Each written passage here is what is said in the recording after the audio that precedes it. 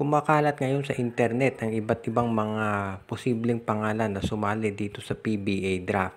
At yan siguro ang dahilan kung bakit ito San Miguel ay kukunin na yung number 1 draft pick nitong Terra Firma Jeep. Nakita na natin, of course, dito sa social media may mga nagsasabi na baka ito si Kai Soto o si Dwight Ramos o itong si Remy Martin ay sumama na dito sa darating na draft. Pero syempre lahat ng yan ay magdedepende pa rin kung ano magiging desisyon ng mga nabanggit na players. Sa ngayon kasi, alam natin lahat na itong San Miguel Beer ay tinatawag na nandito na sa rebuilding mode at gusto nilang kumuha ng mga pwede nilang magamit talaga ng mga players dito sa pagdadagdag at pagpapalakas ng kanilang lineup. Kaya nga, huwag tayong magulat kung sakali na itong San Miguel Beer ay gumawa ng paraan para makuha talaga yung draft pick ng Terra Firma. Sa ngayon, ang alam natin talaga itong San Miguel, merong mga tinatarget na mga malalaking players dito sa darating na draft at kabilang nga dyan, itong sila Kevin Kiambao, si AJ Edu, at alam din natin nga itong nabanggit natin si Remy Martin o kaya si Carl Tamayo, si Ren Sabando, kabilang yan doon sa mga sinasabi na posibleng sumali dito sa darating na draft. Kaya doon gustong makuha ng San Miguel yung first round pick ng Terra Firma. Ang pag-uusapan na lang ay kung magkakaroon sila ng agreement nito. Ang magiging hadlang na lang dyan siguro ay itong Star Horse Shipping Lines na gusto nga bumili dito sa Terra Firma. Pero kung sakasakali doon sa mga lahat ng nabanggit na yan ay sasama sa draft nga, malamang ang kunin ng San Miguel, assuming na to si Kai Soto hindi sumama doon sa draft, ay itong si Dwight Ramos, malamang yan ang maging number 1 draft pick. O kaya naman itong sila Kevin Kiambao. Of course, nandyan din itong si Remy Martin, maraming mga players o maraming mga teams na gustong kumuha. Napag-uusapan natin yung mga posibleng mga transaksyon dito sa PBA. Ang isa dito sa mga lumalabas ngayon na posibleng mangyari ay ito raw Converge Fiber Excerts at itong Barangay Ginebra ay magkaroon ng isang trade deal dahil ito raw Barangay Ginebra ngayon ay willing na i-trade itong kanilang player na si Jeremiah Gray at baka ito ay mapunta dito sa Converge Fiber Excerts. Ang balita kasi mukhang ang Converge ay naghahanap ng mga players na pwedeng maidagdag dito sa kanilang bench para mas lumalim yung lineup nila at yan ang dahilan kung bakit si Gray ay gusto nila na makuha. At ang posibleng maging kapalit nito ay si Gio Ambohot. Dahil ang Ginebra naman naghahanap ng isa pang big man na maisasama dito mapapares kay Troy Rosario, Jamie Malonzo at Japet Aguilar. Kaya baka Jeremiah Gray for Gio Ambohot ang maging palitan ng tao dito kung sakasakali. Kaya sa ganyang sitwasyon naman, dahil patas yung trade, marami ang naniniwala na ito kaagad ay aaprobahan ng PBA. Kaya masisiguro natin naman na ito ay magiging patas talaga. Kaya itong si Gio Ambohot sa height niya na 6'7" at sa kanyang outside shooting, sigurado na makatutulong ito dito sa Barangay Ginebra. Kaya naman siya pinag-iinteresan na makuha ni Coach Tim Cone. Ang isa pa, hindi ito nabibigyan masyado ng playing time dito sa Converge Fiber Excerts. Kaya ito ay bagay talaga dito sa Barangay Ginebra ngayon. Kaya masisiguro natin na kung ito'y mapupunta sa Ginebra, ito naman ay mabibigyan ng minuto at hindi masasayang yung talent niya. At ganoon na rin ito si Jeremiah Gray na ngayon ay hindi magamit sa Ginebra dahil sa dami ng mga wingmen at guards nito. Kung ito ay mapupunta sa Converge, magkakaroon din ito ng minuto at magiging magandang katandem ni Shonny Winston at ni Alex Stockton. Kaya itong trade na to sigurado makikinabang pareho ang Ginebra at ang Converge. Sa ngayon, ang isa pang balita natin, ito raw Blackwater Bossing ay kabilang doon sa mga teams na posibleng mabenta na.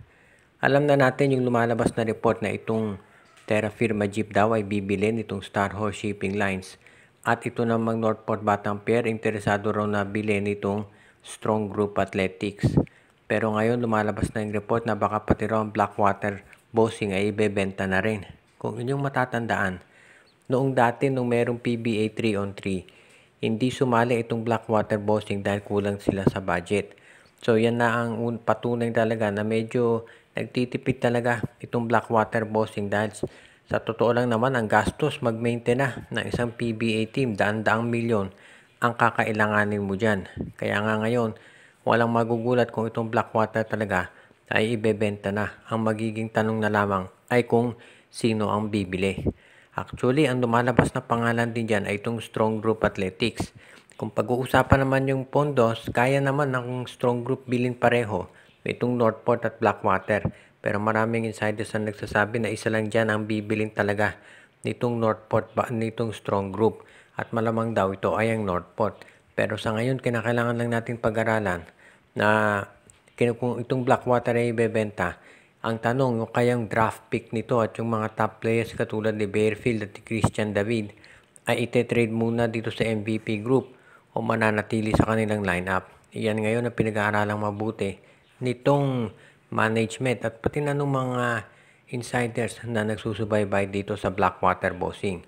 Ang alam lang natin, maraming mga fans ang matutuwa kung itong Blackwater at Terra Firma nga, pati na Northport, ay tuluyang mawala dito sa PBA dahil sila nga ay hindi naman talaga nakatutulong pagdating dito sa liga. Itong Magnolia Chicken Templados ayon doon sa mga lumalabas na mga reports ay baka gumawa ng isang trade transaction dito sa Phoenix Fuel Masters at ang maging palitan na tao ay ito si Richie Rivero at si Jerick Ahanmisi. Marami kasi ang nakapansin na si Ahanmisi ay hindi na masyadong nabibigyan ng minuto dito sa Magnolia. At baka daw ang maging sitwasyon dito ay itong si Ahanmisi ay trade na dito sa Phoenix Fuel Masters at kapalit ni Rivero. Maraming mga guards ang Magnolia pero itong si Rivero kasi ang pinagkaiba nito kay Ahanmisi. Si Rivero ay pwede rin na maging playmaker. Samantala namang itong si Ahanmisi ay strictly scorer. At sa ngayon, ayon dito sa mga reports, itong Magnolia ay naghahanap nga nung pwedeng maging, sabihin na nating backup nila just in case ma-injure ito si Paul Lee. Alam naman natin ngayon healthy si Paul Lee pero anytime pwede yung ma-injure. Itong si Ahanmisi kasi magaling nga siyang scorer pero hindi masyado na sabihin na nating magaling dito sa playmaking. Kaya kinakailangan na siguraduhin itong Magnolia na meron silang isa pang backup guard na magagamit. Kaya nga sa ngayon, itong Magnolia, gusto nilang siguraduhin na meron silang isa pang playmaker. Kaya sa ngayon, pwede nating masabi talaga na itong Magnolia Chicken Templados ay ipupursige na makuha ito si Richie Rivero kapalit ni Jerick Ahanmisi. At dahil nga itong Phoenix Fuel Masters ay nagkukulang sa mga scorer, kinakailangan talaga na sa tingin ko lang, papayag sila dito sa trade na yan. Dahil sa totoo lang, patas naman kung Richie Rivero for Jerick Ahanmisi. Dahil itong Phoenix nangangailangan ng scorer at itong Magnolia naman ay naghahanap ng isang playmaker. Kaya pwedeng-pwede ang nabanggit na trade para dito sa Magnolia Chicken Templados at pati na dito sa Phoenix Fuel Masters. Kaya sigurado ito na matutuloy.